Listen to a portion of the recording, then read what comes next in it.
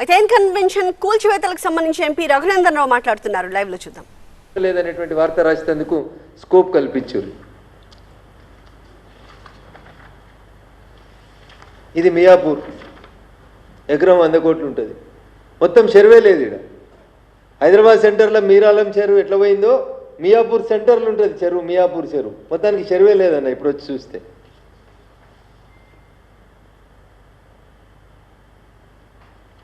Justice ఈవి వేణుగోపాల్ గారు ఈనాడులో ఒక వార్త వస్తే దీని మీద స్పందించి రాష్ట్ర ప్రభుత్వానికి ఒక ఉత్తరం రాస్తారు.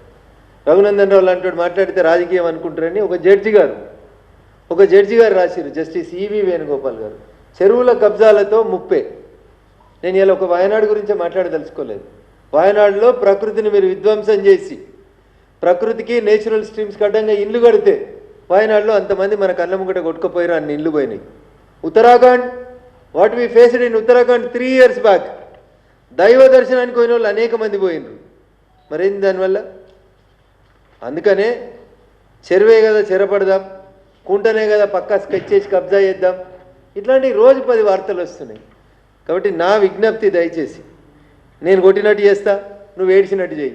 ఇది వద్దు. పొంగులేటి గారు, కేటీఆర్ గారు, నిజాయితీ ఉంటే నువ్వు మున్సిపల్ అడ్మినిస్ట్రేటివ్ మంత్రిగా ఉన్న 10 సంవత్సరాల్లో నేను తప్పు చేసినా, తప్పయింది, మా నాయన కట్టించిన అమరవీరుల స్తూపం దగ్గర ముక్కునాళ్ళకి రాస్తున్నా, నేను మున్సిపల్ మంత్రిగా ఉన్నప్పుడు కట్టిన అన్ని కట్టడాలకు నేనే బాధ్యుణ్ణి, నా మీద డీజీపీ దగ్గరకు ఏదో మా కార్యకర్తల మీద దాడులు అయితే నేను దండం పెట్టి వచ్చినావు కదా, దాడులు కాదు, నేనే సార్ దుర్మార్గుణ్ణి, హైదరాబాద్లో ఈ వరదలలో జనంగా కొట్టుకుపోవడానికి బాధ్యుణ్ణి నేనే, నాలాలు కడుతుంటే కళ్ళుండి చూడలోని కబోదిని నేనే, నా మీద ఎఫ్ఐఆర్ చేసి నన్ను జైల్లో పెట్టమని పాప ప్రాయశ్చిత్తం చేసుకోవాలి కేటీఆర్ అనేటోడు. ఆయనను అట్లా వదిలేస్తే రేవంత్ రెడ్డి ఎందుకు కాపాడుతుండనేది ప్రజలు ఆలోచిస్తారు. నేను చాలా రోజుల క్రితం ఒక మాట అడిగిన టీఆర్ఎస్ పార్టీని. ఆంధ్రప్రదేశ్ టీఆర్ఎస్ శాఖ అని ఒకటి పెట్టిరు. దానికి ఒక ఆయనను అధ్యక్షుని పెట్టిరు. గౌరవనీయులు చాలా చదువుకున్నాడు. ఆయనంతా ఎవరు చదువుకోలేదు. ఆయన ఉద్యోగం విడిచిపెట్టి వచ్చిండు. సర్కారు కోలు వదిలేసి వచ్చి ఆయన వచ్చి తెలంగాణలో టీఆర్ఎస్ పార్టీని తీసుకుపోయి ఆంధ్రప్రదేశ్లో పునరుద్ధరిస్తా అని మియాపూర్లో 100 ఎకరాలు కబ్జా పెట్టుకున్నాడు.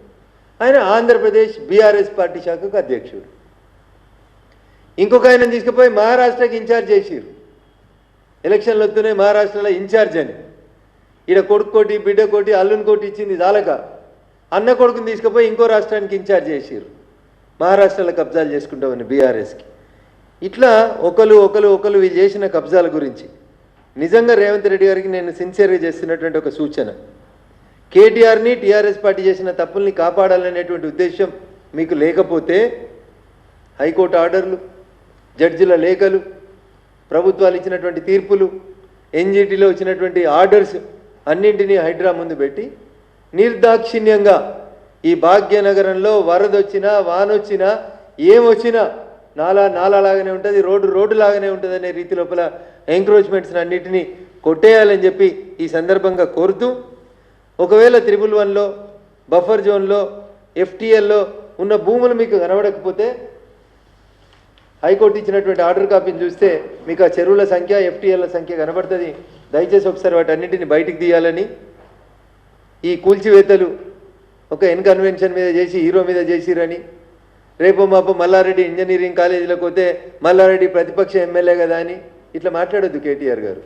మల్లారెడ్డి గారు కట్టిన, అనురాగ్ రెడ్డి గారు కట్టిన, రఘునందన్ రెడ్డి కట్టిన, మురళీధర్ రెడ్డి గారు కట్టిన, చేయాల్సింది ఏంది? చెరువులో కడితే కూలగొట్టాలి. కూలగొట్టని పాపానికి శిక్ష ఎవరికి వేయాలంటే కేటీఆర్కి వేయాలి. ఫస్ట్ అర్జెంటుగా